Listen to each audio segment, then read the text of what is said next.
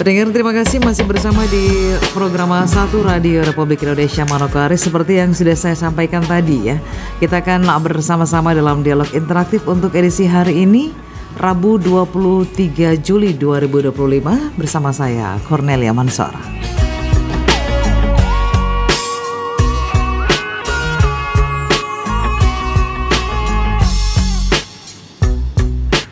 Pendengar, topik kita untuk kali ini yaitu tentang anak bakaro ya, potensi, bakat dan juga pemberdayaan kreatif ya. Anak bakaro, potensi, bakat dan pemberdayaan kreatif ya. Tentunya kalau kita berbicara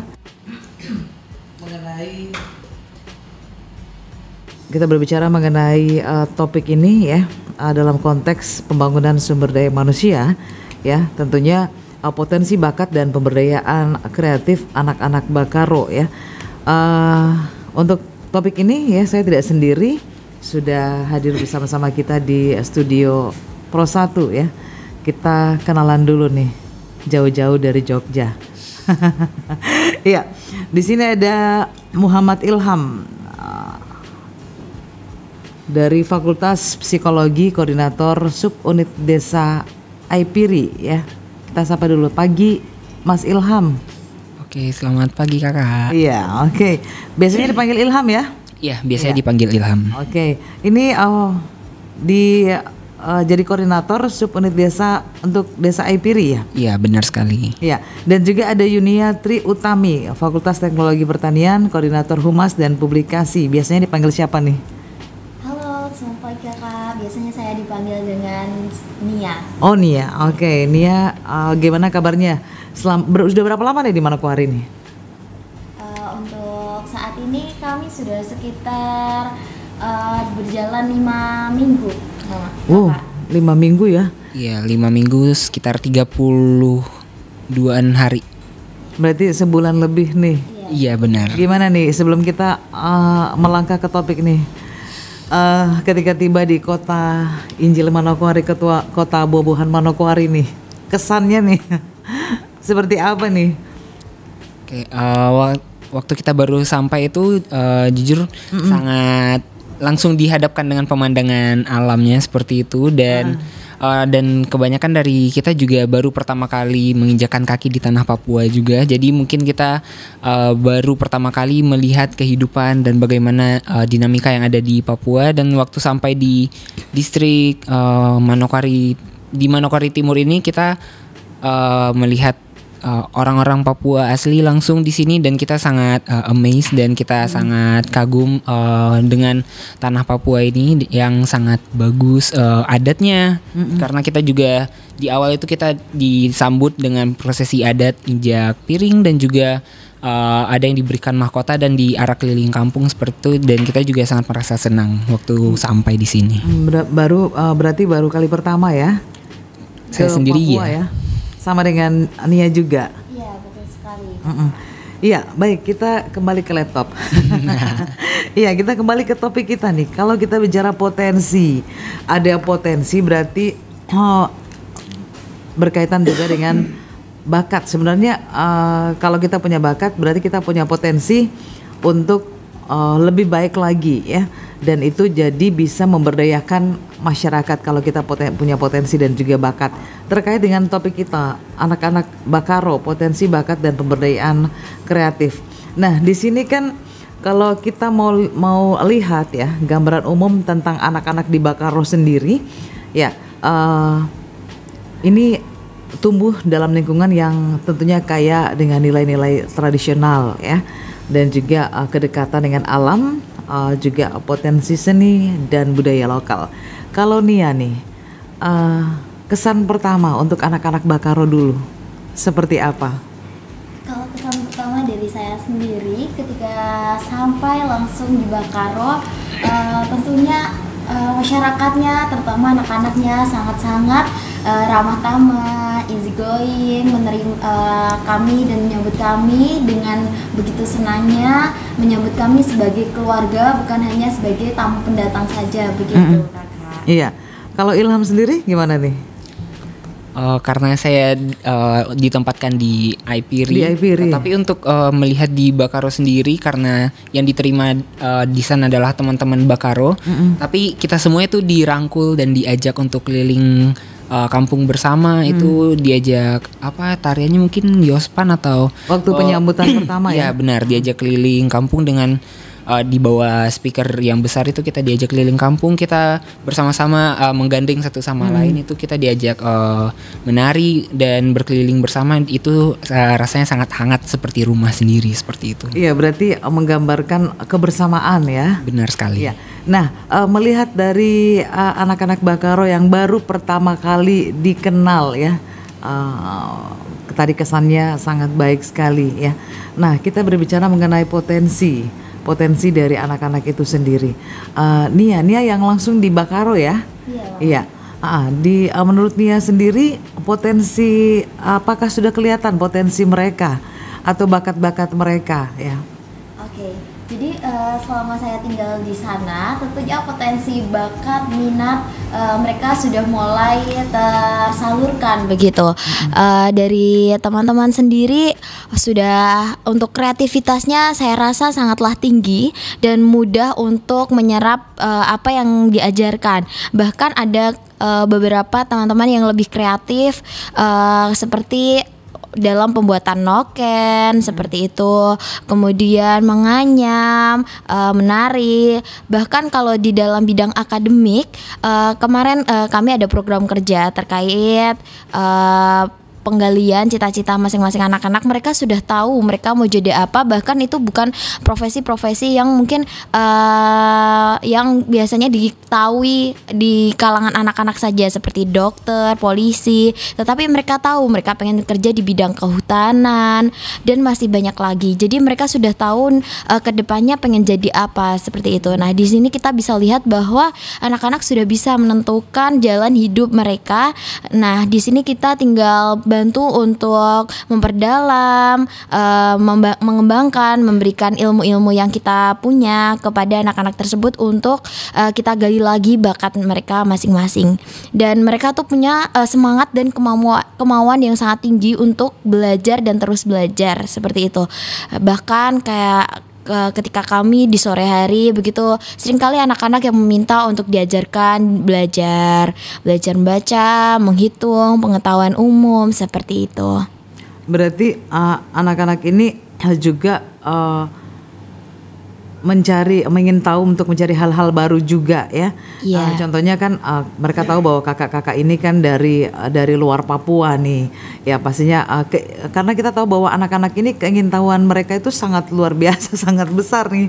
Ya, karena secara tidak sadar kita tahu bahwa anak-anak itu peniru nomor 1 di dunia. Ya, ke Ilham nih. Ilham sendiri memang kan di desa IPRI, tetapi berkaitan dengan anak-anak juga atau lebih mengarah kemana nih? Oke, kalau di IPRI sendiri kita juga banyak menyasar kepada anak-anak, pemuda, dan untuk orang tua itu mungkin kita juga lebih banyak menggait di bagian infrastruktur seperti itu, di bidang pembangunan. Kalau untuk orang tua itu kita banyak mengajak bekerja bersama, seperti kemarin itu kita ada pemasangan ada instalasi pemanen air hujan, jadi penampung air hujan yang nanti difilter yang bisa digunakan oleh masyarakat. Itu kita menggait pemuda dan juga orang dewasa yang untuk turut bekerja langsung. Tapi kalau untuk remaja dan juga anak-anak di situ, mereka juga mirip-mirip seperti di Bakaro. Kalau untuk remaja mereka lebih banyak mungkin berkreasi, seperti saya sudah melihat 2-3 kali mereka ada latihan Yospan itu untuk penampilan di peresmian satu lapangan, dan juga karena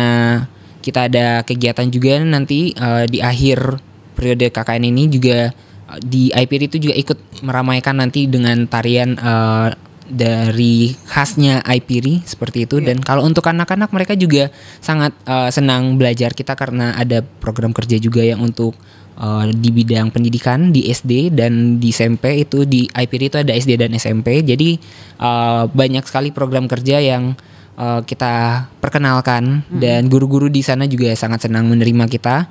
Dan anak-anak di sana sangat antusias, seperti mereka senang, mereka itu selalu akhirnya datang pagi dan jarang ada yang bolos sekolah seperti itu. Dan mereka di akhir kelas itu pasti bertanya kayak, kakak besok kita belajar apa kakak, seperti itu. Dan biasanya sudah belajar itu pagi, siang itu di sekolah, kita sore, malam itu kalau kita sedang tidak ada persiapan program kerja itu biasanya malam-malam itu ada adik-adik yang datang, kakak malam ini kita belajar apa.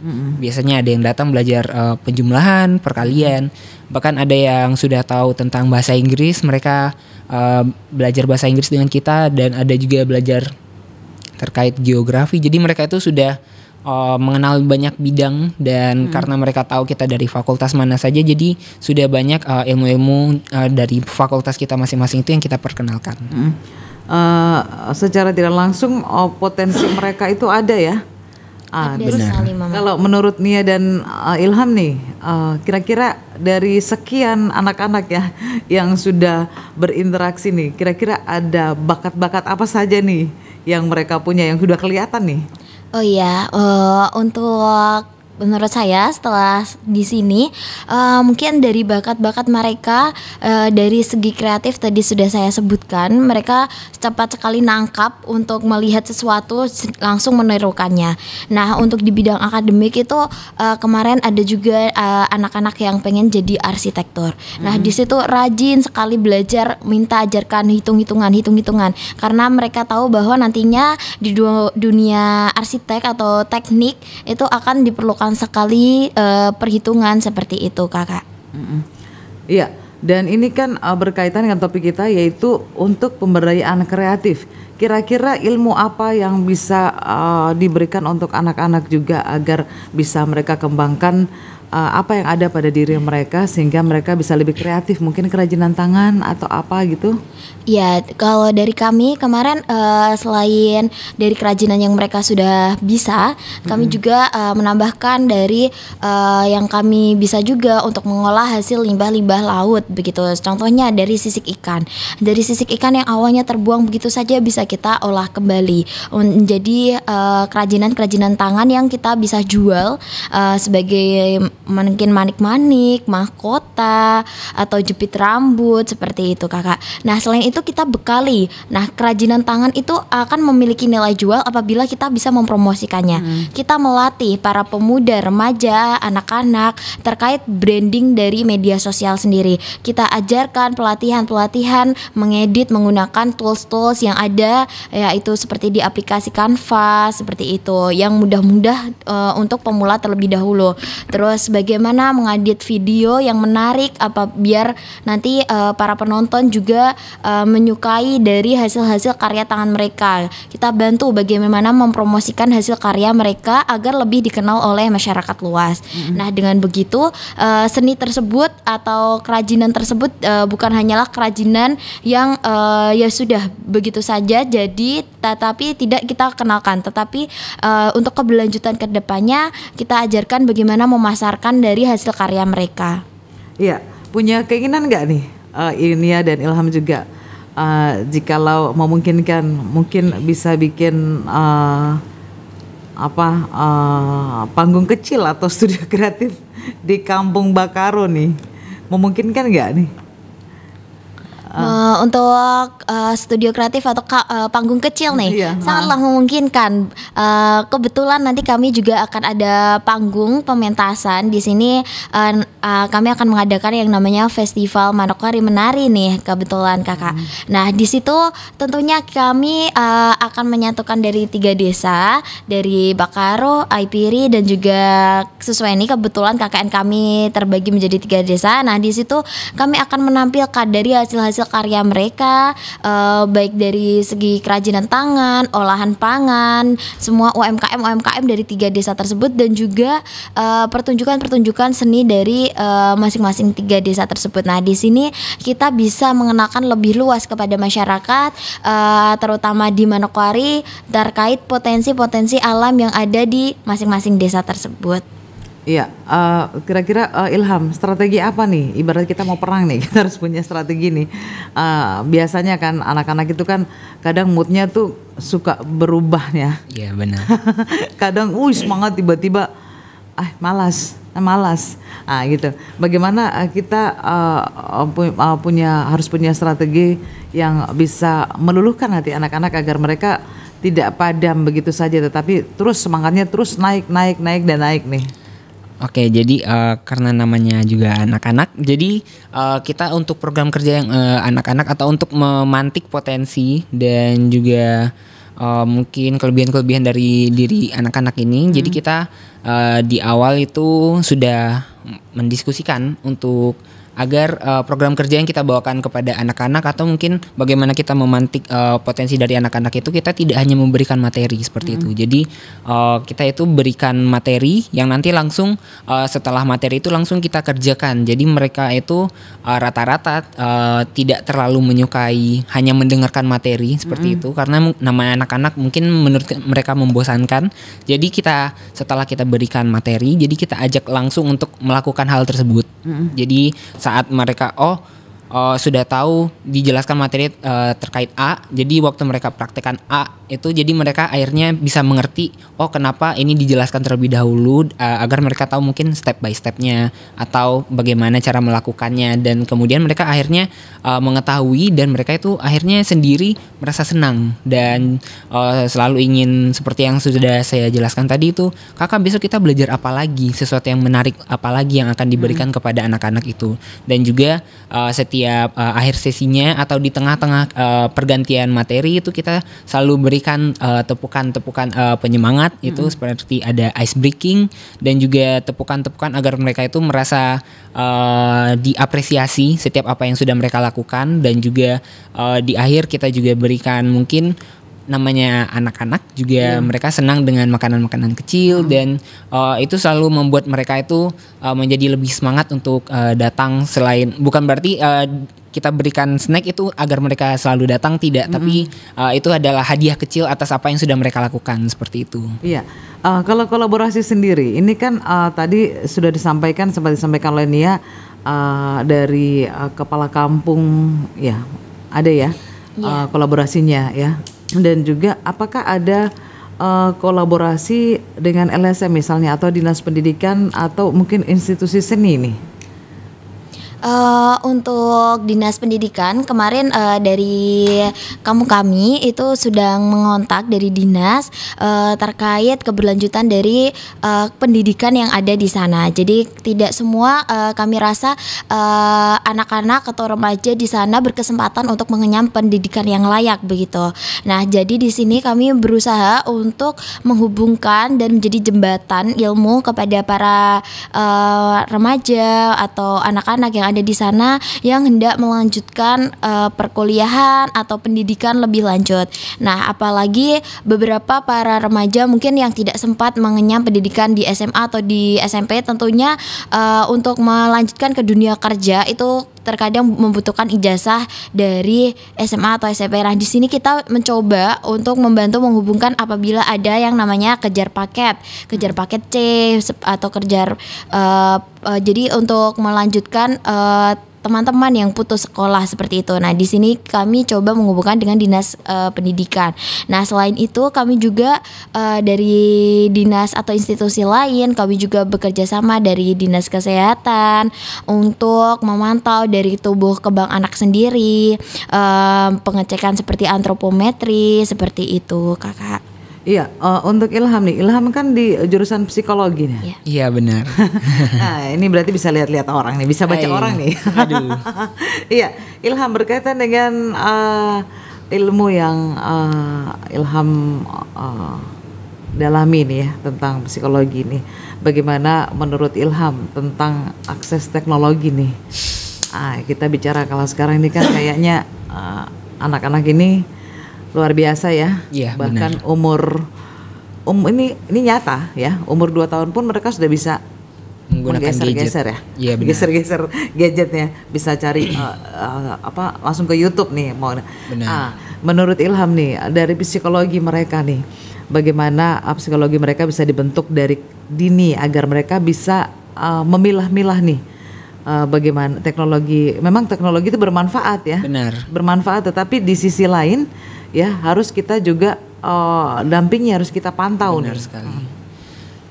Jadi sebelumnya di kampus juga sempat ini menjadi pembahasan juga oleh dosen, karena saya juga mengikuti ada mata kuliah yang membahas tentang perkembangan anak prasekolah atau sebelum sekolah, dan juga ada terkait juga perkembangan anak seperti itu, mulai dari anak itu kecil sampai nanti dia dewasa dan bisa bekerja dan hidup mandiri.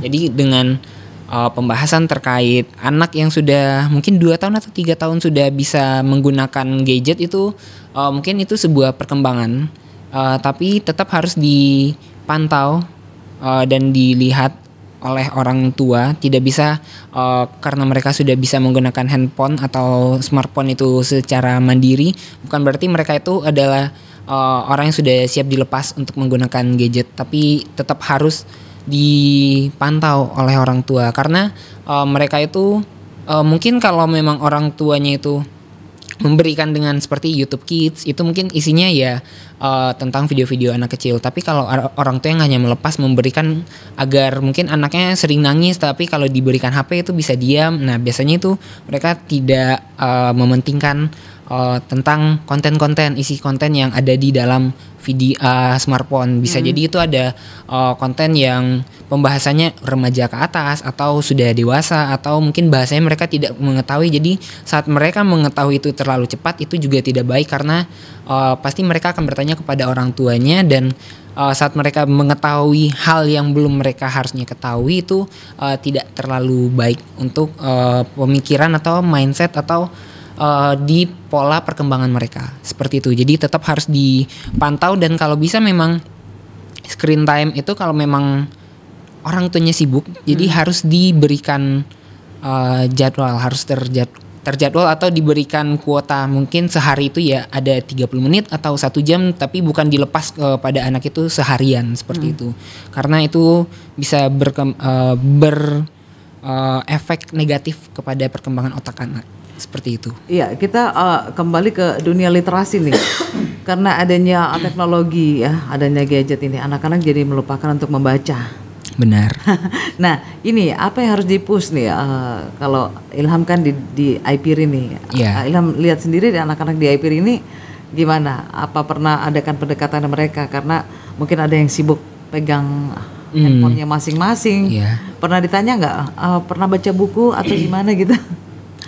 Oke, kalau tentang literasi mereka itu, mereka kalau saya lihat sendiri saat mereka berdialog dengan teman-temannya itu ya menggunakan bahasa Papua, tapi saat mereka berbicara dengan kita itu, mereka itu juga sekalian belajar bahasa Indonesia yang baik dan benar seperti itu. Jadi mungkin saat mereka berbicara ada kosakata yang salah, kita bisa membenarkan dan juga mengevaluasi bahasa mereka. Nah, kalau mereka sendiri itu memang kalau untuk literasinya itu cukup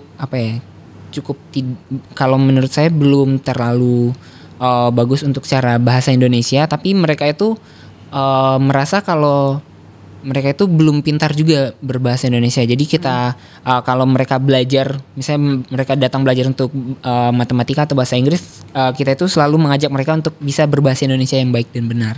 Seperti itu. Iya, baik, kita ke Nia lagi nih. Nia, selama di Bakaro nih, ini kan kita berbicara mengenai dunia anak-anak juga bertepatan dengan hari ini Hari Anak. Hari Anak nih. Jadi hari ini anak-anak yang punya nih. Iya. Nia lihat sendiri bakat-bakat yang ada di anak-anak Bakaro, mungkin yang menonjol nih, mungkin ada yang suka nyanyi, ada yang suka menari, ada yang suka melukis misalnya.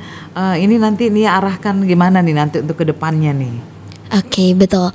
Jadi tentunya dari bakat-bakat anak-anak sendiri bermacam-macam ya kakak. Nah di sana ada teman-teman yang sangat lincah dan lihai sekali dalam menari, dan juga dalam bernyanyi juga ada, ataupun melukis, menggambar, ataupun bakat-bakat lainnya atau kreativitas lainnya. Nah di sini kami arahkan sebagai suatu bakat itu bisa jadi salah satu ladang mencari pekerjaan nantinya loh teman-teman. Kita arahkan nanti bakat ini bisa kita perdalam sebagai mungkin salah satu skill yang kita punya, skill yang bisa kita jual untuk bekal ke depannya. Nah, untuk saya arahkannya mungkin teman-teman bisa memperdalam lebih lanjut, tetap gali lebih lanjut terkait bakat yang sudah dipunyai, hal-hal yang disukai, kemudian dikembangkan lagi ke hal-hal yang lebih dalam atau lebih luas lagi dari bakat-bakat yang mereka sukai. Nah, tetapi itu tidak menutup kemungkinan untuk selalu menggali bakat-bakat lainnya agar skill-skill dari anak-anak tersebut pun semakin bertambah. Jadi tidak hanya terperinci atau menjurus di satu bakat saja seperti itu. Akan tetapi bakat tersebut yang sudah mereka punya itu tetap bisa terus untuk dikembangkan, digali dan juga menjadi salah satu ciri khas dari masing-masing anak tersebut. Dan itu salah satu bekal untuk nantinya anak-anak di masa depan ketika hendak mencari jurusan atau perkuliahan tentunya kan harus sesuai dengan minat dan bakat dan passion ketika kedepannya ingin bekerja atau berkuliah begitu. Nah, di situ kita bisa sampaikan bahwa bakat ini penting untuk teman-teman mencapai cita-cita yang sudah teman-teman impikan di awal tadi. Iya. Nah, ini berkaitan dengan Hari Anak nih di 23 Juli tahun 2025. Dari Nia sendiri dengan teman-teman di Bakaro ada kegiatan apa nih yang dilakukan di hari ini nih?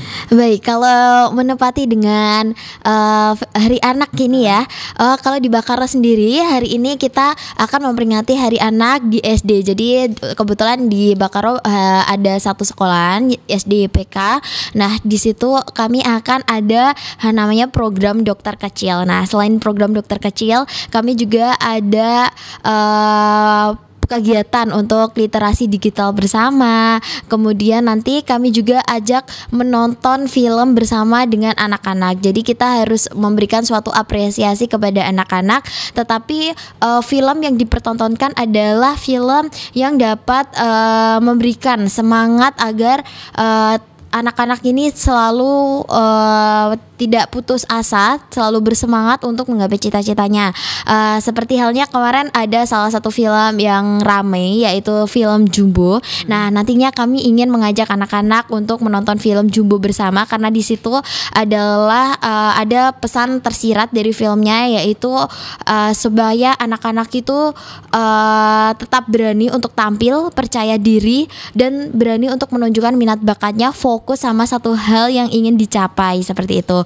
Nah, di situ selain tadi kegiatan dokter kecil, festival literasi digital, kemudian ada juga kita menonton film, kita juga ajarkan beberapa hal-hal baru untuk anak-anak di sekolah tersebut. Nah, tetapi ini tidak menutup juga dari Kampung Bakaro nih Kakak. Jadi di kampung lain kami juga di tempat KKN kami yang disesuai nih, teman-teman kami mengadakan festival Hari Anak begitu Kakak. Karena kebetulan di kampung sesuai ini itu dekat dengan beberapa sekolah dari SMA juga ada di sana, SD begitu Kakak. Iya, kalau di Ilham sendiri gimana nih di IPRI sana? Oke. Untuk hari ini nih. Kalau untuk hari ini sebenarnya karena dari IPRI itu biasanya mereka waktu kita tanya untuk di sekolah apakah ada perayaan Hari Anak nasional kah? Guru-guru di sana menjawabnya belum ada dan mungkin karena memang kita juga belum merencanakan terkait perayaan Hari Anak di sana, jadi mereka itu biasanya merayakan itu di gereja. Jadi cukup banyak kegiatan apapun itu. Mereka punya banyak sekali kelompok-kelompok, ada PAR, ada PAM seperti itu dan persatuan orang tua seperti itu. Nah, untuk perayaan Hari Anak mereka biasanya merayakan di gereja seperti itu karena mayoritas juga beragama Kristen di sana. Jadi mereka merayakan Hari Anak Nasional itu katanya di gereja dan juga mungkin kalau memang nanti kita luang dan kita akan ikut meramaikan di gereja nanti seperti itu. Iya, berbicara mengenai bakat, cita-cita dan juga potensi nih, kecintaan dan pemahaman mereka terhadap alam ya Ini kita berbicara mengenai alam nih, atau pengetahuan lokal, mungkin misalnya tentang tanaman, tentang laut dan hewan. Ini seperti Ilham, ini anak ini nih dia kayaknya lebih ke sini nih. Nanti bisa diarahkan, nanti kamu bisa mungkin ke bidang sains atau mungkin ke ekowisata atau mungkin nanti tadi seperti Nia sampaikan juga ada yang cita-citanya pengen jadi dokter ya. Itu menurut Ilham sendiri kecintaan dan pemahaman mereka untuk masa depan mereka nih bisa dilihat dari saat ini atau kan nanti waktu bertambah dengan bertambahnya waktu bisa saja pemikiran mereka itu jadi berubah. Dari sininya saya ingin jadi ini, tiba-tiba besar. Ini kan menyangkut tentang psikolog juga nih. Iya. Ya silakan. Oke.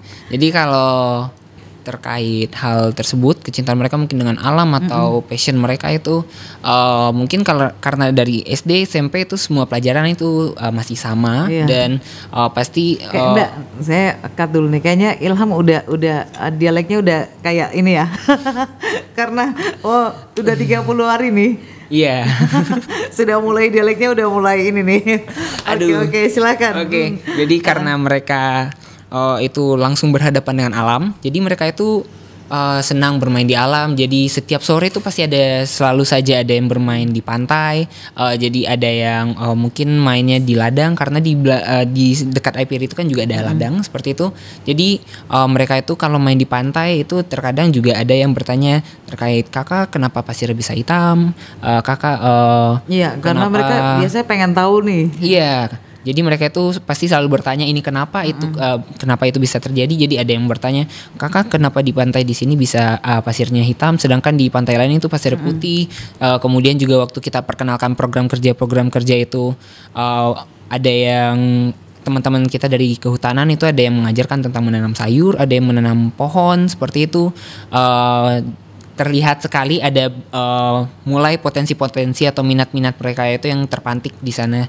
Ada yang mereka sangat ini bidang kehutanan, ini sebelum waktu menanam pohon itu kita perkenalkan dulu jenis tanamannya apa, dia itu termasuk pohon kah atau tidak seperti itu, dan kita perkenalkan tentang ada palem, ada matoat, jadi pohon-pohon yang bisa digunakan atau buahnya bisa dikonsumsi seperti itu. Terus ada yang anak-anak itu yang sangat tertarik mengetahui jenis-jenis pohon. Kemudian juga kita ajarkan tentang geografi, ada yang sangat tertarik untuk belajar geografi seperti itu. Dan karena kita punya banyak sekali bidang, maksudnya fakultas di tim ini, jadi mereka itu juga punya banyak acuan untuk mereka ikuti seperti itu. Mereka kakak ini hebat di bidang ini, jadi mereka itu sering ngintilin ngikutin kakak ini karena nanyain ini nanyain itu untuk mengetahui bidang-bidang tersebut.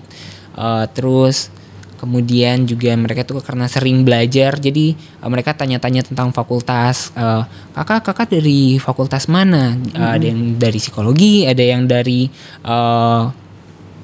kedokteran gigi, terus ada dari farmasi seperti itu. Jadi mereka itu langsung nanya emang kakak belajar apa saja. Jadi waktu kita jelaskan itu mereka ada yang sudah tertarik, ada yang kakak sepertinya saya juga nanti saya mau kuliah di bidang ini kesehatan, di bidang kedokteran gigi seperti itu misal. Ini yang dari UGM ini ada fakultas apa aja nih yang kesini nih, jurusan apa saja? Kebetulan kalau dari UGM ini untuk yang KKN itu harus mencangkup semua klaster. Jadi begini kakak, jadi nanti harus ada yang klaster dari medika, sosial, terus agro kompleks, terus juga ada yang saintek. Jadi tentunya kalau jurusan nanti bermacam-macam dari kami, dari hukum ada, kedokteran umum, kedokteran gigi, teknik sipil, teknik geologi, teknik mesin, dari pertanian, kehutanan, terus psikologi, farmasi, nah tentu dan masih banyak lagi, geografi juga ada, perencanaan wilayah dan kota, dan itu tentunya seperti ilmu-ilmu yang mungkin atau prodi-prodi yang mungkin belum teman-teman atau anak-anak ini tahu. Ternyata ada jurusan-jurusan yang mungkin tidak diketahui semua orang seperti itu. Mungkin hanya kalau semua orang kan mungkin yang diketahui seperti kedokteran umum, kedokteran gigi seperti itu. Nah ternyata kita juga bisa nih bakat-bakat yang kita punya sekecil apapun itu ternyata jika kita salurkan ternyata udah ada jurusannya masing-masing begitu. Ini total jumlah yang dari UGM ke sini ada sekitar berapa orang nih? 30 orang. 30 orang ya. Iya. Berbicara ini 30 orang ini, gimana nih ceritanya sampai bisa Papua terpilih?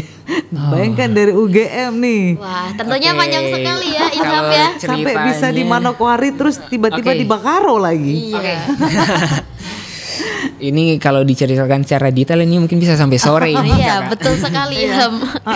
Jadi untuk KKN UGM itu ada tim plottingan atau biasanya mereka sudah diberikan orang-orang yang acak random yang mereka tidak kenal dan juga ada biasanya tim-tim pengusung. Nah, jadi pengusung itu mereka membentuk tim sendiri. Terus mereka karena KKN UGM ini biasanya berlanjut keberlanjutan, misalnya sudah pernah sebelumnya di Papua Barat ada di satu daerah. Nah, biasanya itu mereka membuka kesempatan untuk dilanjutkan dan itu sudah berkoordinasi dengan pihak distrik atau Bapedanya apakah bisa dilanjutkan atau tidak. Nah, kalau mereka melanjutkan, jadi tim-tim perorangan ini mereka kumpulkan sejumlah orang yang tadi dijelaskannya ada 4 klaster itu, 4 bidang, 4 bidang besar itu. Jadi saat kita membentuk, jadi sebelumnya kita mengusul di daerah Kaimana, Kaimana masih di Papua Barat seperti itu. Jadi memang saya termasuk tim pengusul di sini. Untuk timnya itu di awal memang target kita itu ke Indonesia Timur. Jadi kita sudah sempat untuk mengusung di Sulawesi, ada di Maluku juga. Nah, tapi akhirnya yang paling cepat waktu itu prosesnya itu di Kaimana. Jadi waktu kita di Kaimana itu untuk kita melanjutkan tim selanjutnya, kita sudah diterima sebagai tim yang baru yang akan melanjutkan seperti itu. Nah, kemudian waktu kita sudah membentuk tim dengan mengajak teman-teman dari prodi yang lain itu untuk mencapai jumlah 30, ada perubahan keputusan sehingga kita harus pindah daerah. Jadi kita tidak bisa lagi di Kaimana, jadi kita harus pindah daerah. Dan kalau dari ketua kita itu Kormanit, koordinator mahasiswa unit yang paling atas itu mau pindah itu di satu provinsi yang sama. Jadi masih di Papua Barat. Kaimana itu kan Barat. Masih di Papua Barat. Papua Barat. Ya. Jadi karena kita juga dalam waktu yang terdesak kita mencari kontak. Jadi kita punya kontak Bapeda Manokwari. Jadi dari sana kita mengajukan untuk diadakan KKN di daerah Manokwari, dan waktu kita hubungi pihak Bapeda Manokwari dan kita diarahkan untuk di Manokwari Timur. Manokwari Timur. Ya, dari Manokwari Timur itu kan dari termasuk tempat wisata juga dari Pasir Putih sana. Iya, Pasir Putih sana. Ada Pasir Rido. Sudah pernah dengar namanya ya? Iya, sudah tahu. Abasi, Sau Abas, Kabrasi, Watu Nene. Iya, betul. Berarti udah pernah ke Batu Nene juga? Sudah, sangat dekat sekali, tinggal jalan kaki. Oh, sudah ya? Sudah. Jadi awalnya kita memang diarahkan untuk Aipiri dan juga Bakaro. Cuma seiring berjalannya waktu kita direkomendasikan juga untuk melaksanakan akhirnya yang awalnya 2 kampung, sekarang ditambah 1 kampung jadi Susweni. Jadi Susweni ini adalah kampung terakhir yang ditambah disarankan untuk kita melaksanakan KKN di situ. Iya. Jadi begitulah kalau secara singkatnya kenapa kita bisa KKN di Manokwari. Oke, dan ternyata sampai di sini luar biasa ya? Iya, benar sekali. Luar biasa. Ternyata alamnya juga cantik sekali di Manokwari Timur ini, khususnya di Aipiri Bakaro Susweni. Iya, ini baru seputaran situ nih, belum yang ke sana-sana nih. Iya. Ke arah baratnya sana. Udah pernah ya? Udah pernah keliling Manokwari belum? Sudah. Paling jauh mungkin ke Sawi. Oh, berarti ke SP belum ya? SP belum. Kalau kita ada beberapa teman-teman anak agro kemarin dan juga kepala-kepala kampung, kita ada kegiatan volunteer, kita ke Manokwari Utara. Di Saubeba. Ada penanaman mangrove. Jadi teman-teman kami ikut dalam suatu komunitas untuk penanaman mangrove bersama. Terus kita juga kemana ya? Ada mungkin kalau beli bahan makanan kita ke Sanggeng, ke Wosi. Berarti seperti itu. udah tahu ya, udah tahu tempat-tempatnya nih. Iya. Nah ini pernah nggak pas weekend gitu, pas anak-anak libur hari Minggu, ngajak anak-anak sama-sama untuk mungkin ke pantai sambil bertukar pikiran nih? Belum ya? Kalau dari teman-teman kami sudah jadi ya? kan di Suswaini itu sendiri mungkin lokasinya itu di daerah sedikit atas gitu. Jadi di sana potensi alamnya yaitu perkebunan sayur-sayuran. Nah tentunya anak-anak yang ada di Suswaini itu mungkin jarang untuk pergi ke pantai. Berbeda dengan teman-teman yang ada di Aipiri dan juga Bakaro yang mungkin lokasinya emang di pantai pesisir. Nah teman-teman kami yang ada di Suswaini membawa pick up, mengajak semua anak-anak yang ada di sana untuk berlibur atau berkunjung ke pantai yang ada di tempat kami. Jadi teman-teman Suswaini ke Bakaro, mengeksplor pesisir yang ada di Bakaro seperti itu.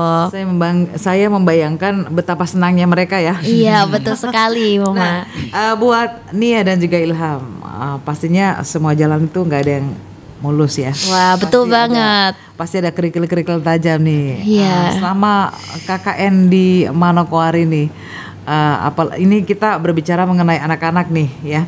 Kira-kira ada tantangan apa nih? Kira-kira ada mungkin ada masalah-masalah apa yang masih belum terpecahkan dan masih berembuk sama teman-teman. Nah kita harus buat mereka jadi seperti ini. Kita harus ini kan masuk tantangan juga, masuk PR juga sebenarnya. Iya. Dari Ilham dulu coba. Jadi kalau di Aipiri itu tantangan mereka itu tantangan kita untuk menggait mereka itu mungkin karena kita punya sejumlah program kerja yang diadakan di sekolah.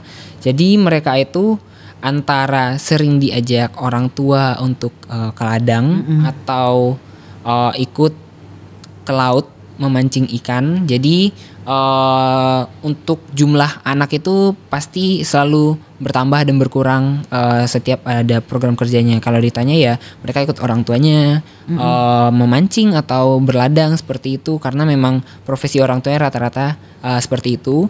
Dan juga tantangan lainnya mungkin untuk karena saya juga punya program kerja untuk mereka bisa mengeksplorasi potensi desa mereka agar Aipiri itu juga bisa dikenal. Mungkin tantangan kita itu ada di infrastruktur desanya yang kalau untuk di Aipiri sendiri tidak ada penerangan jalan sama sekali di jalan utamanya itu. Jadi mungkin kalaupun kita memperkenalkan Aipiri ini sebenarnya pantainya bisa dijadikan tempat wisata, tapi kalau sudah malam dan tidak ada penerangan juga orang-orang mungkin masih takut karena semuanya segelap itu. Jadi itu mungkin salah satu tantangan infrastrukturnya. Dan kalau untuk anak-anaknya mungkin ya tadi karena mereka sering diajak ke laut untuk mencari ikan dan juga berladang ataupun tinggal di kota bersama orang tuanya seperti itu. Kalau dari Nia sendiri? Kalau di Bakaro sendiri untuk tantangan yang saya rasakan di anak-anak itu mungkin dalam literasinya, Mama. Jadi anak-anak yang ada di Bakaro itu mungkin agak masih sulit untuk mengetahui dengan huruf.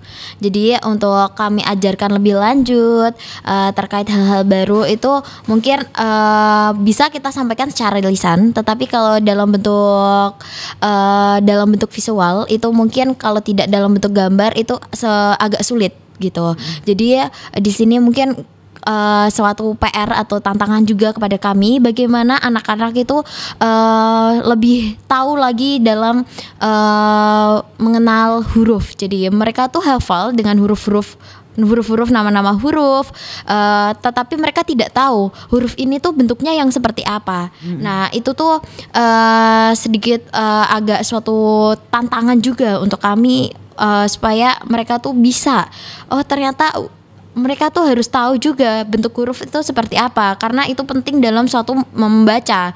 Kalau kita hanya tahu, hanya hafal, mungkin kita jadi sulit untuk mengetahui suatu bacaan. Kita sulit membaca. Nah, ketika kita sulit membaca, kita menggali pengetahuan karena membaca atau buku itu suatu sumber ilmu. Nah, di sini kita jadi terbatas juga untuk mengetahui ilmu-ilmu lainnya dengan cara membaca seperti itu. Itu salah satu tantangan untuk kami gimana kami bisa bisa meningkatkan literasi dari teman-teman. Nah, selain itu mungkin dari teman-teman mungkin dari sekolahnya, mungkin di Bakaro itu agak sedikit tantangan karena gurunya itu hanya sedikit. Jadi mungkin SD-nya menurut saya dan juga menurut masyarakat atau kepala sekolah yang ada di sana itu kurang efektif karena di sana itu tidak berjenjang. Mama. Jadi baru saya tahu di sana bahwa tidak ada jenjang kelas 1, kelas 2, kelas 3 sampai kelas 6. Tetapi karena sedikitnya keterbatasan dari guru pengajar, di sana cuma ada 2 sampai 3 guru saja, sehingga biasanya satu guru tuh langsung mengajar dalam bentuk 3 kelas yang dijadikan satu. Padahal masing-masing umur usia anak itu memiliki kemampuan yang berbeda. Mungkin di usia 7 tahun anak baru mengenal huruf, tetapi karena keterbatasan guru tersebut, anak dengan usia 7 tahun harus belajar bersama anak umur 10 tahun yang mungkin lebih jauh sudah bisa mengenal lagi dalam membaca. Jadi dalam mengajarnya itu kurang terfokus di SD tersebut, Mama. Jadi mungkin di bidang pendidikannya itu menurut saya itu harus banyak perbaikan begitu. Karena di sana itu biasanya hanya terbagi menjadi 2 kelas yang harusnya ada 6 kelas. Jadi anak-anak yang belum bisa baca dan anak-anak yang sudah bisa baca. Hanya begitu saja untuk penggolongannya. Nah, hal itulah yang menyebabkan mungkin anak-anak semangat untuk bersekolahnya tuh sedikit menurun begitu, karena mungkin mereka tidak terfokus satu persatu. Aku belum bisa baca, aku belum bisa mengeja nih, tetapi aku harus mengikuti teman-teman yang sudah bisa baca, seperti itu. Biasanya kan kalau berjenjang itu terfokus, mungkin kelas 2 sudah mulai bisa perkalian, kelas 3 sudah bisa mulai pembagian perkalian yang menggunakan metode cara cepat begitu. Tetapi karena kita keterbatasan guru hanya menjadi 2 kelas saja. Itu salah satu tantangan bagi kami. Jadi kami ketika ada program kerja di sekolah itu semua anak berjenjang dari kelas 1 sampai kelas 6 jadi satu kelas begitu. Nah, seperti itu salah satu kesulitan di kami. Mungkin itu bisa diperbaiki juga ke depannya, mungkin dari kebijakan dari pemerintah juga agar lebih mawas atau perhatian akan SD-SD yang ada di mungkin jauh dari kota begitu, terkait kapasitas dari pengajar atau mungkin teknologi-teknologi yang mendukung begitu. Iya, baik. Ini rencananya nanti sampai berapa lama nih di sini nih? Kalau dari kami sampai tanggal 8 Agustus, Mama. Oh ya, berarti 50 hari. 50 hari ya. Iya. Oke. Iya, baik. Kita sudah ada di 4 menit terakhir nih. Aduh. Ternyata 4 menit tidak terakhir. terasa ya. Iya, benar. 4 menit terakhir nih sebelum kita closing nih. Kita masuk pada closing statement baik dari Ilham maupun Nia terkait dengan topik kita, yaitu tentang anak Bakaro, potensi bakat dan pemberdayaan kreatif, bertepatan juga dengan Hari Anak di 23 Juli 2025. Harapan Kakak Ilham dan juga Kakak Nia nih untuk adik-adik, bukan adik-adik di Bakaro saja, tapi adik-adik anak-anak kita Indonesia ya. Bagaimana agar kita bisa menjadikan Hari Anak ini suatu momen yang tidak akan terlupakan sampai mereka nanti besar nih. Kita ke Ilham dulu nih.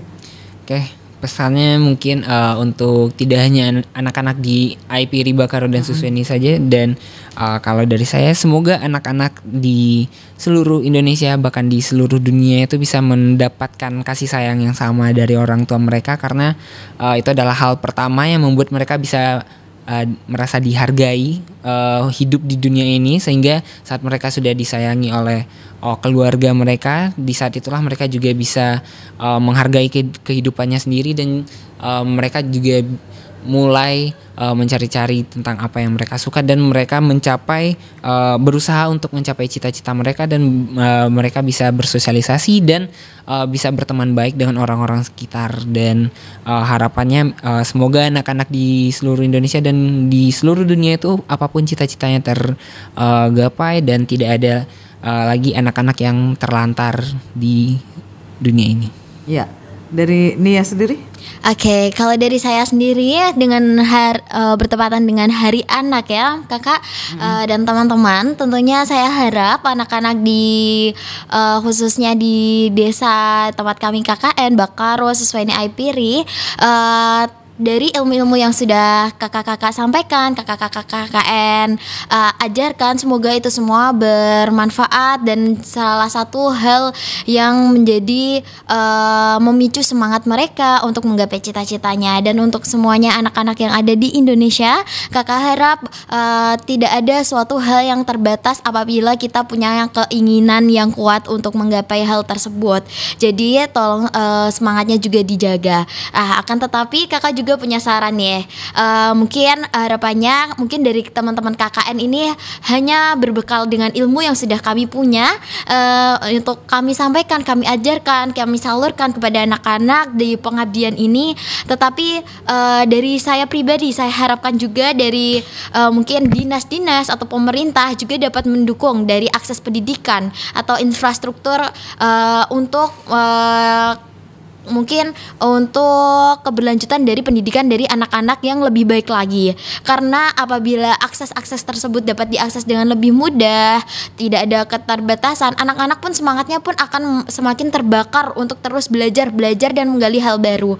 Tetapi hal-hal kecil tersebut dari pemerintah atau dari dinas-dinas masih terbatas, itu pun salah satu faktor semangat dari anak-anak itu bisa menurun. Jadi harapannya dari teman-teman KKN sudah memperjuangkan, saya harap dari pemerintah juga memperjuangkan untuk pendidikan anak-anak di seluruh Indonesia, khususnya tempat kami KKN di Bakaro, Aipiri dan Suswaini. Ya, baik. Ilham, masih ada yang ingin ditambahkan? Kalau dari saya mungkin sudah cukup. Dari Nia.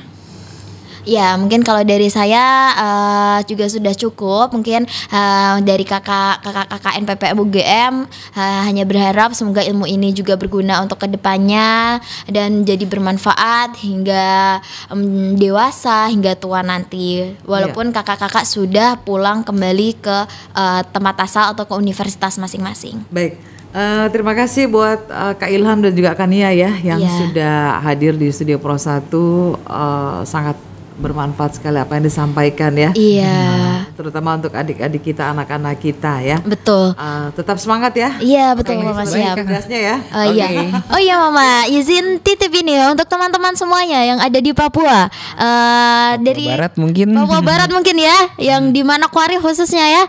Mungkin dari teman-teman KKN PPM UGM ini, dari Nia sendiri izin menginformasikan bahwa dari kami akan ada festival Manokwari Menari nanti di tanggal 2 Agustus khususnya di lapangan di Bakaro, dan ini akan terbuka untuk umum. Nah, di sini mungkin dari teman-teman yang ada di Manokwari bisa sekali untuk datang ataupun berkolaborasi bekerja sama dengan kami, begitu Kakak. Mungkin di sini dari teman-teman bisa membantu untuk meningkatkan ekonomi atau UMKM dari masyarakat lokal khususnya nih Aipiri Bakaro, dan lebih mengenal dari wisata yang ada di sana, begitu. Jangan lupa datang ya. Oke. Iya, sekali lagi terima kasih ya buat Ilham dan Nia. Iya.